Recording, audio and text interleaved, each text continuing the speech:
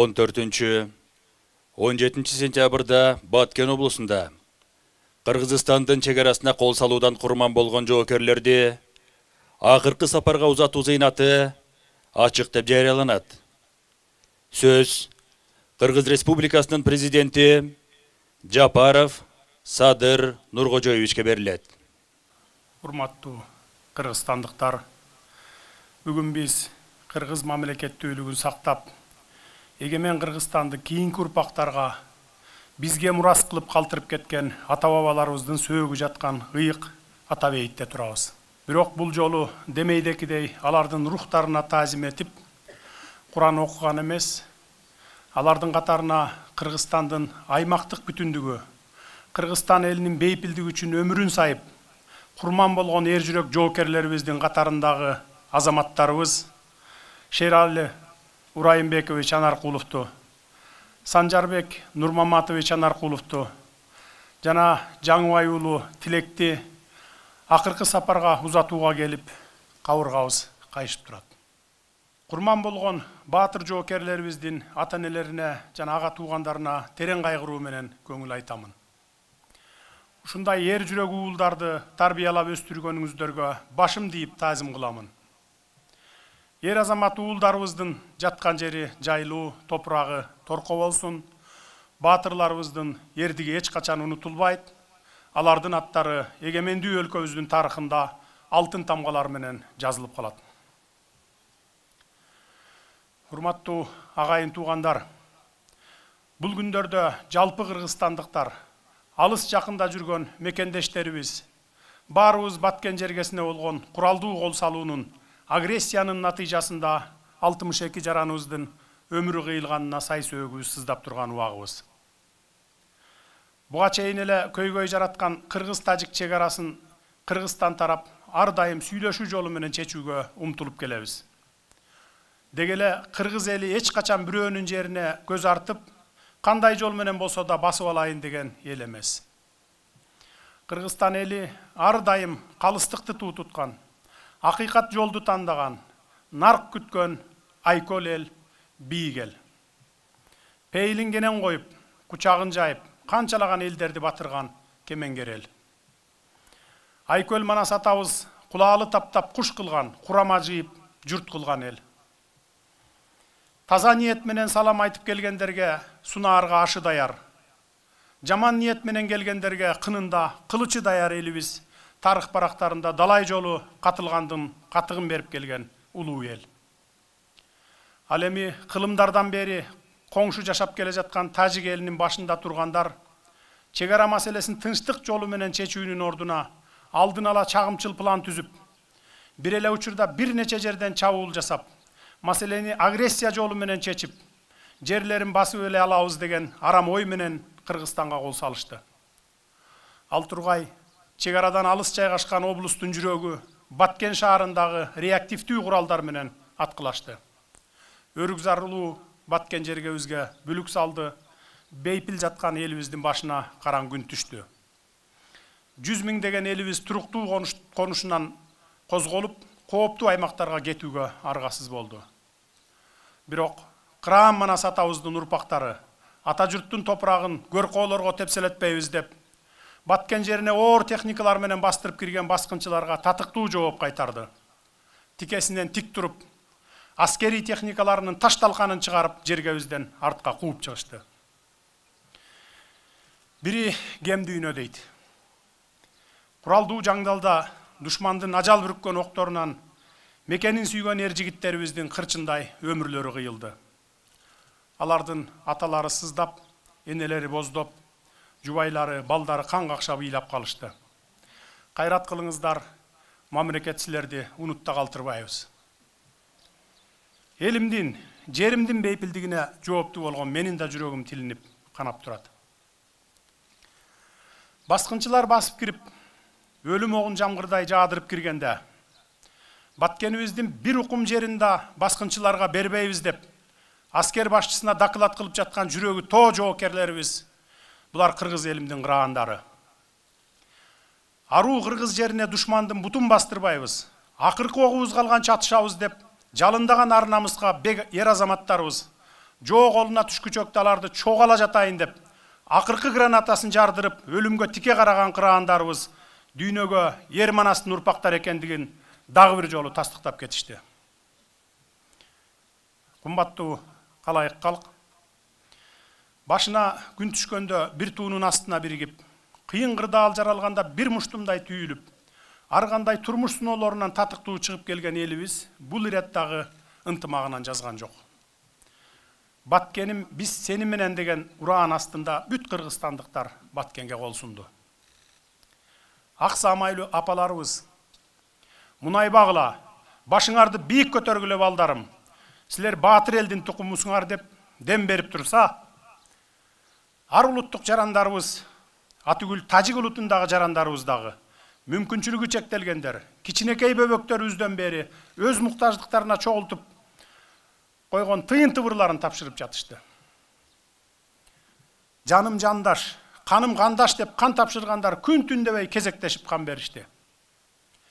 Алыс жакында жүргөн мекендештерибиз, чек арадагы көк жалдарыбызга эмне жабдуулар керек болсо алып беребиз деп алыстан боор тартып сарсанаа болуп турушту. Мына ушундай биримдиги бекем, ынтымагы чын кыргызстандыктарымдын улуу салтынан, улуу наркынан айлансак болот. Барыңыздарга рахмат айтамын. Мындай урагыс биримдиги турганда Кыргызстан элин эч ким жеңе албайт.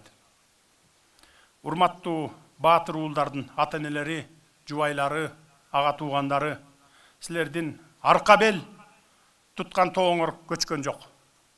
Чырак туткан ак шамыңар өчкөн жок. Силердин уулдарыңар мекен үчүн шейит болушту. Жараткан шейит даражасын баарын эле бере бербейт. Бул баатырлардын артында калдайган калың Кыргызстан эли, аскасы бийик Кыргызстан жери турат. Баатырларынын эрдигин даңктап, атын өчүрбөй турган эгемен мамлекети турат. Алардын аты түбөлүк сакталат. Айкөл Кыргызстан эли, эгемен Кыргызстан мамлекети силерге арка бел, шамчырак болуп берет. Кайрат кылыңыздар, сабыр кылыңыздар, кайратыңыздардан жазбаңыздар. Кадырлуу кыргызстандыктар, кылымдарды карыткан Кыргызстан эли мындай кыйчалыш кырдаалдардын бир далайын баштан кечирип, биримдиги менен жеңип чыккан улуу эл экенибизди унутпайлы. Мындан ары дагы ошол улуу нарк менен башыбызды кандай гана күн келбесин баарын жеңип чыгабыз. Биз жамы кыргыз журтчулугу үчүн мааниси терең, Кыргызстанга расмий иш сапар менен келген чет өлкөлөрдүн жетекчилери келип урмат кылып, баш ие турган мына ушул ата бейитке Баткен чегин коргоп жатып курман болгон баатырларыбызга арнап эстелик монумент тургузабыз. Бул монументке чек арабызды коргоп жатып курман болгон жоокерлерибиздин бардыгынын ысымдары киргизилет. Ар жылы келип, мамлекет түптөгөн ата бабаларыбызга эгемендик үчүн, мекенчек үчүн курман болгон жоокерлерибизге таазим кылып эскерип турабыз. Аларга баатырлар деген наам ыйгарылат. Себеби бул инсандар Кыргызстандын жаркын келечеги үчүн жан берип, өз кандары менен тарых жазышты. Ошондуктан алардын урматына ар дайым башыбызды ийип таазим кылышыбыз абзел. Кийинки муун өз мекенинин татыктуу тарыхый атуулдарын, баатырларын билип жүрүшү керек. Алар менен ар качан сыймыктанып, эрдиктерин жана каармандыгын даңазалап айтып жүрүшү кажет. Ошондо өткөндү сыйлап, келечекке умтулган болобуз. Ошондо ишибиз оң, багытыбыз түз болот. Канын кең мекенине, жанын Кыргызстан жерине арнаган бир боорлорум. Ала тоонун калканы болуп, акка моюн сунган азаматтар. Силер кылымдарды караткан улуу Кыргызстан элинин бейпилдиги, керемет Кыргызстан жеринин тынчтыгы үчүн кармашып жатып курман болдуңар. Берген антыңарга бекем турдуңар.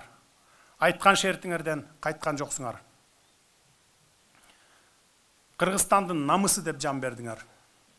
Силердин мекендеп төккөн каныңар жерде калбайт. Эрдигиңер эч качан унутулбайт.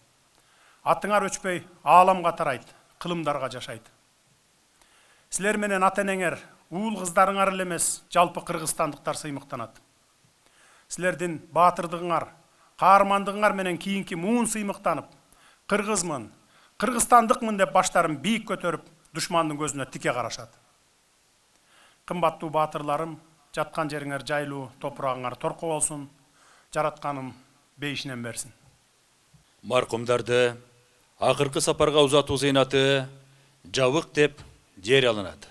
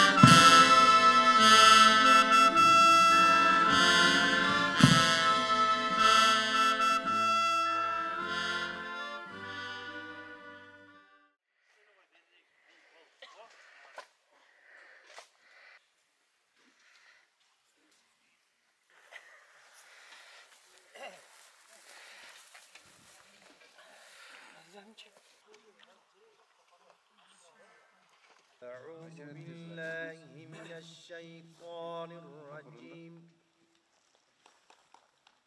بسم الله الرحمن الرحيم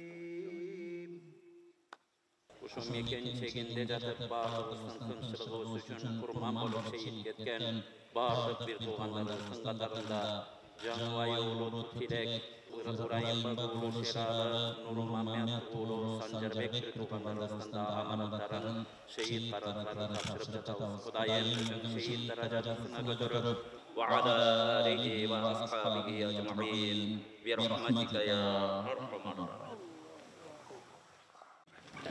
Kudayдын буйругу ар ким келе шейит кеткенди буйра бербейт. Биз кол салып барып өлгөн жок. Бизге кол салып келип өлгөндөн кийин Кудай сөзсүз буларды шейит кетирди, шейит кылып берди. Шейит болгон адамдар сөзсүз бейиште болот деп айтылат. Мынакей молдокелер турат, баарын жакшы билишет. Кудайым бизге да бейиштен орун берген болсо, ушул уулдарыбыз менен бейиштен барып жолугушалы. Бейишинен берсин, сөзсүз бейишке чыгат. Эч капа болбогула, кайрат кылгыла. Manar Kulup Şerali Urayım demiş. Siz köyüp geldiniz mi? Sancar Bek.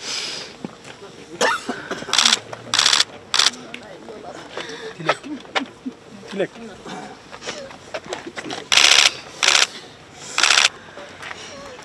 İlavаңыздар, қайрат қылығыла. Боору бүтүн эч ким жок. Барыбыздын боорубуз бүтүн эмес. Қайрат кылыңыздар, бейишинен орун берсин.